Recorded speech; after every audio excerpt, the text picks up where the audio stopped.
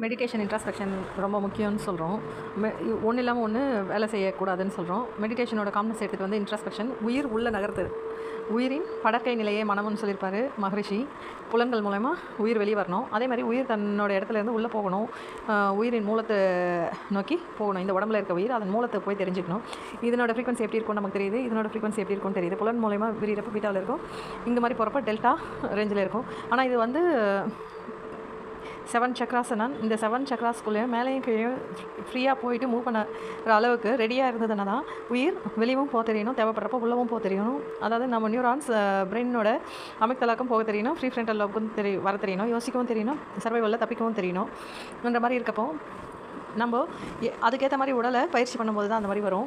அதாவது ஏம நேம எல்லாம் சொல்லுவாங்க, 8 விஷயம் சொல்லுவாங்க. அது உடற்பயிற்சி யோகான்றதை மெடிடேஷனோட தாரணை தியானம்ன்றதில் அதெல்லாம் வந்து முன்னாடியே சொல்லியிருப்பாங்க.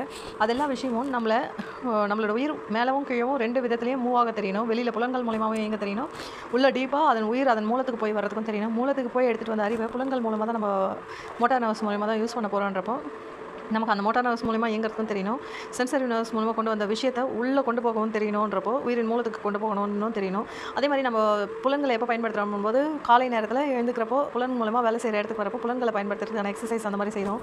நைட்டு தூங்க போகிறப்போ உயிர் அதனோட மூலத்துக்கு செல்றதுக்கான வசதியாக நம்ம ஃபஸ்ட்டு உடலே அப்படி தான் தயாராகுது. தூக்கத்துக்கு முன்னாடி நம்ம உடம்புல இருக்க பாட்டெல்லாம் அசையாமல் போயிடுது, அதுக்கப்புறம் நம்ம எண்ணங்கள் அசையாமல் போயிடுது, அப்புறம் உள்ளுறுப்புகள் கூட மேக்ஸிமம் ரெஸ்ட் எடுத்துகிட்டு உயிர் அதனோட உள்ளே ஒடுங்கிறதுக்கான ஏற்பாடை நம்ம செஞ்சோன்னா நம்ம ஆழ் தூக்கத்துக்கு சுலபமாக படுத்த உடனே போயிட முடியும். யோக நித்ரா மாதிரி பண்ணுறப்ப நம்ம உடலை நம்ம பார்த்துட்டு மேலே இருந்து கீழே வரலாம், ஒவ்வொரு உறுப்புகளாக பார்க்குறது, அப்புறம் ஒவ்வொரு சக்கராவாக பார்க்குறதுன்ற மாதிரி மூலதரத்தில் போய் நம்ம ஒடுங்கி இருக்கிற மாதிரி சாந்தி தவத்தில் தூங்க ஆரம்பிச்சிட்டோம்னா நமக்கு கொஞ்ச நேரம் தூக்கமே போதுமான அளவுக்கு எனர்ஜியை ரீகெயின் பண்ணுற அளவுக்கு ஆகிடும். அப்புறம் கரெக்டான நேரத்தில் காலையில் விழிப்பு வந்துடும்ன்றதை நம்ம புரிஞ்சுக்கிட்டு அந்த விழிப்பு வந்த உடனே அந்த உயிர் இங்கேருந்து குழந்தை எழுப்பும்போது கூட சொல்லுவாங்க, தட்டி எழுப்பக்கூடாது, பேர் கத்தி எழுப்பக்கூடாது, முதுகு தண்டில் தடவி எழுப்பணும்னு சொல்லுவாங்க. அந்த மாதிரி நம்ம முதுகு தண்டில் காலையில் மேலேயும் கீழேயும் மூவ் ஆகிற மாதிரி சக்ராஸில் எனர்ஜியை எழுப்பி விடுற எக்ஸசைஸ் மெடிடேஷன் பண்ணிவிட்டு சக்ரா மெடிடேஷன்ஸ் ஏதாவது பண்ணிவிட்டு எல்லா சக்ராஸ்க்கும் நம்ம உயிராற்றல் மேலேயும் கீழேயும் ஈஸியாக போயிட்டு வர மாதிரி பண்ணிவிட்டு அதுக்கப்புறம் நம்ம ஃபிசிக்கலாக உயிராற்றல் வெளியில் செயல்படுற நேரம் பகலும் போது அந்த உயிராற்றல் வெளியில் பயன்படுறதுக்கான வேலையை செஞ்சுட்டு மூவ் ஆகிறதுக்கு ஏற்ற மாதிரி உடற்பயிற்சிகள் செய்கிறோன்றதை நம்ம புரிஞ்சுக்கலாம். அப்போ இன்ட்ராஸ்பெக்ஷன்,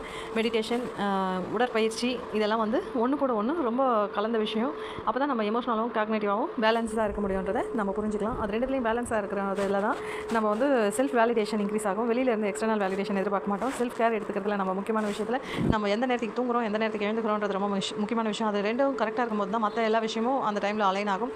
அதில் எல்லாத்துலேயும் எனர்ஜி செலுத்துறதுக்கும் கவனம் செலுத்துறதுக்கும் அதை ஃபாலோ பண்ணுறதுக்கான நமக்கு ரொட்டீன் செட் ஆகுன்றதை நம்ம புரிஞ்சுக்கலாம். இது உங்களுக்கு புரியும் நம்புகிறேன். நன்றி.